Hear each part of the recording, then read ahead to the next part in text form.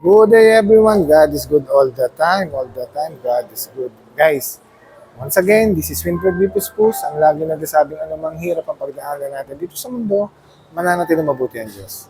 Guys, syempre, nandito tayo ngayon sa showroom namin, dito sa Paco Autos, Manila. Guys, quick review lang regarding dito sa Montero GLS Automatic. Napakaganda ng promo nito guys. Dati guys, ang cash out nito guys, 50,000. Ngayon guys, kaya siyang i-cash out ng, actually guys, 15,000. Pero guys, hindi, bibigay ko na lang zero cash out na guys. Inclusive 1 year comprehensive insurance, 3 years LTO and then shuttle mortgage. Tapos guys, bibigyan ko na rin kayo ng 40,000 fuel subsidy. Pero yung 40,000 na fuel subsidy guys, hanggang ano na lang yun, hanggang Martes. So siguro guys, kapag napanood nyo itong video ko, baka hindi na natin nabutin yun. Pero huwag kayong mag-alala guys, ang previous na ibibigay ko sa inyo guys, yung Black Series look. Kung familiar kayo sa Black Series look guys, yung Montero na Black Series namin na 4x2, pwede natin gawin yun dito guys. Yung itsura niya guys, gagawin natin Black Series look. Pero kung hindi naman kayo, kung ayaw nyo naman yung itsura ganun, kung ano naman yung previous na gusto nyo ikabit dito sa Montero GLS Automatic, madali lang po ako kausap guys. Nandiyan po yung contact name ko with my contact number. Yan guys, ulitin ko lang yung promo namin ng Montero GLS Automatic guys. Zero cash out, inclusive ni 1 year comprehensive insurance, 3 years LTO, and then shattered mortgage. Tapos guys, banggitin ko na rin yung promo namin ng Montero GLX Manual. Guys, ay Montero GLX manual namin guys, zero cash out din siya, inclusive ng 1 year comprehensive insurance, 3 years LTO, and then shuttle mortgage. Tapos guys, kaya siyang 26,000 monthly, basta ano yan guys, subject for bank approval. Ulitin ko lang guys, Montero GLX manual, 26K monthly, tapos zero cash out. Yan guys. Siyempre, punta natin si Montero GLS Automatic. Ito guys, new front grille design, Montero GLS Automatic, equip siya ng illuminating light. Ito yan guys Yan, yung illuminating light. Yan, wala si Montero GLX manual. Tapos, ito guys, equip din ng multi-arm camera. Yan guys 360, harap, tapos dalawang gilid, tapos likod. Montero GLS Automatic. Si Montero GLX manual, wala din po yan. Tapos, pagdating naman dito sa kanyang mga ilaw, si Montero GLS Automatic equipped ng LED daytime running light, tapos naka-LED projector headlight, naka-LED active cornering light, tapos naka-LED tago dito fog lights. Yan. Si Montero GLX guys, wala siyang LED daytime running light kasi positioning light lang siya, tapos hindi siya LED. Halogen lang ang kanyang ilaw. Yan guys Actually guys, siyempre marami kasi pa rin nang bumibili ng Montero GLX manual kasi mas preferred pa rin nila yung manual eh. Kasi pag sa province, lalo yung mga taga-province, kasi sa province naman wala naman traffic eh. Kaya yun, mas preferred talaga nila yung Montero GLX manual kaysa sa Montero GLS Automatic. Tapos guys siyempre guys, ang engine ng Montero GLS Automatic sa kanang Montero GLS manual, parehas naman silang 4 and 15, yung pinakamatibay na 4 and 15 na subok, 2.4 liter turbocharged direct injection diesel with the technology of Maybach. Guys, yung Maybach, yung Mitsubishi Innovative Valve Timing Electronic Control System. So, ano bang meron si Maybach? Guys, kapag gusto mo ng power, ibibigay ni Maybach yun. Kapag gusto mo ng less efficient, ng fuel efficient, ibibigay ni Maybach yun. Kasi nga guys, meron tatlong benefits si Maybach. More power, fuel efficiency, and then less emission. Yun yung binibigay ni Maybach Technology. Tapos guys, muna tayo rito sa kanyang side profile. Yan guys. Guys, parehas naman si Montero GLS Automatic saka si Montero GLX manual ng alloy wheels na 9. Ang sukat ng gulong nila is 265/60 R18. Yan guys. Tapos disc brake sa harap, tapos drum brake sa likod. Parehas naman sila ng Montero GLS. This is Montero GLS sa Montero GLX, parehas naman sila ng itsura ng mags and then ang sukat ng gulong. Tapos guys, syempre, equipped with the LED turn signal light. Same din naman sila ng Montero GLX manual. Dito guys, yan. Ito guys, si Montero GLS Automatic, equipped siya ng keyless operating system. Yung keyless operating system guys, yung susi kahit na nasa bag mo lang guys.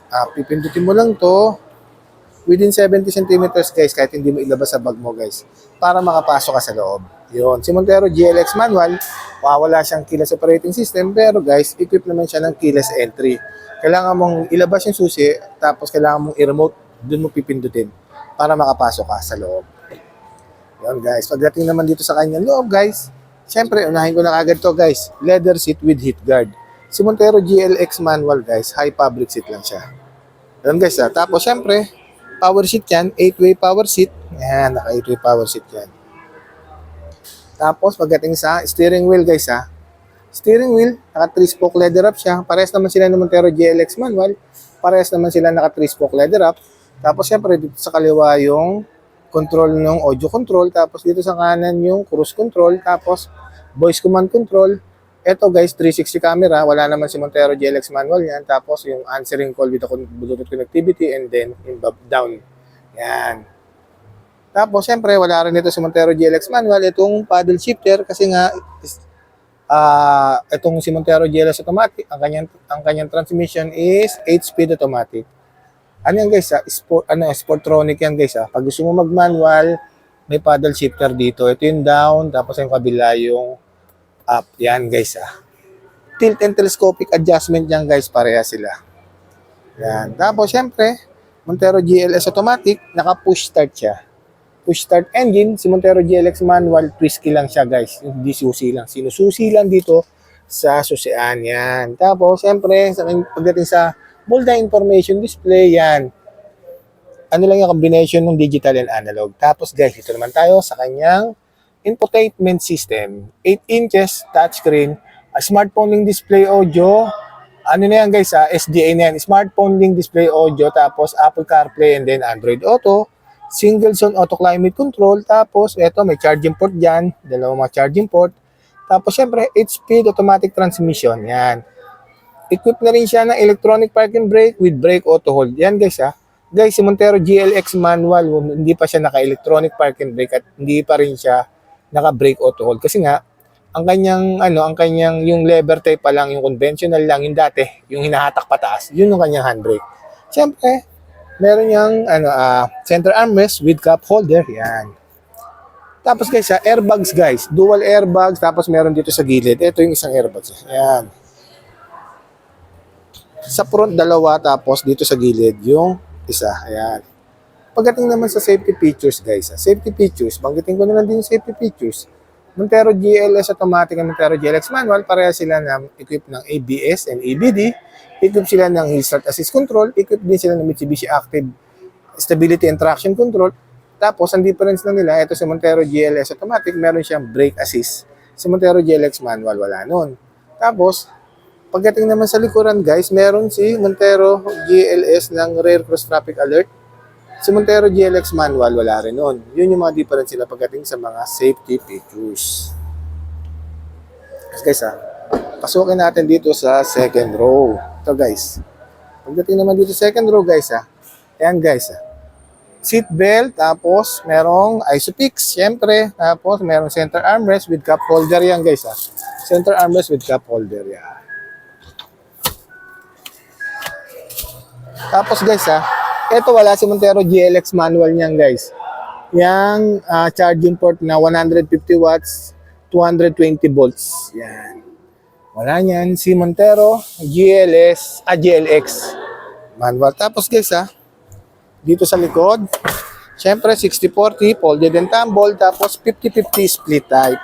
Tapos guys ayan guys, may charging port din and may seatbelt dyan sa likod. Tapos meron ding center armrest with cup holder. Center armrest.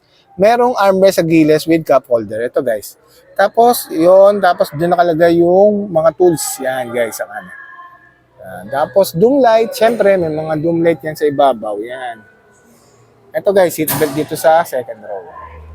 Yan guys, napakaluwag na Montero, no?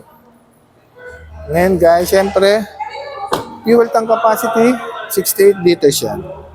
Tapos guys, punta naman tayo dito sa likuran, Guys, dito sa likuran guys, combination yan ng LED and then ng bulb type sa kanyang taillight. Tapos, syempre, Montero GLS automatic, yan, yung multi-around camera, yan, yung 360. Tapos, dito sa likod, may mga sensor, ayan yung rear cross traffic alert. Guys, si Montero GLX manual, meron namang siyang reverse camera. Ayan. Pero wala siyang rear cross traffic alert guys. Montero GLS automatic lang yun. Yan guys banggitin ko lang uli yung promo namin. Siyempre, Montero GLS automatic and Montero GLX manual, parehas na silang zero cash out. Tapos sa previous kasi, parehas na silang guys, bibigyan ko kayo ng Black Series look pag kayo sa akin kayo kumuha. O kaya guys, kahit anong gusto nyo previous, kayo po ang masusunod kung ano po ang gusto nyo i-previous natin. Basta guys, nandiyan yung contact name ko with my contact number. Just feel free to inquire, napakadali ko lang po kausap. Once again, this is Winfred Bipos po, ang lagi nagsasabing anumang hirap ang pagdaanan natin dito sa mundo, mananatiling mabuti ang Diyos. Maraming salamat po. God bless everyone. Thank you po.